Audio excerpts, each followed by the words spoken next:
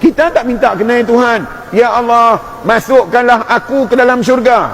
Mana kita mau? Kita mau syurga ke kita mau Tuhan yang buat syurga? Ya Allah, jauhkanlah aku dari neraka. Kita nak kita jauh dari neraka, atau kita nak kita dekat dengan Tuhan.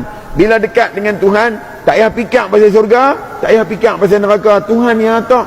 Kita bukan nak kat Tuhan, kita nak kat benda lain. Tuhan tak penting. Bila kita sesak, nak bernafas tak boleh, baru kita nak kat Tuhan. Sedangkan tiap-tiap hari, siapa seorang pun atas dunia ni tak boleh lari dari Tuhan. Dia tak mau kat Tuhan. Pasal apa? Pasal dia rasa dia hidup sendiri. Dia tak rasa dia hidup dengan Tuhan. Dia hidup sendiri, buat amal sendiri. Tuhan tukang tengok, tukang terima, tukang balas je.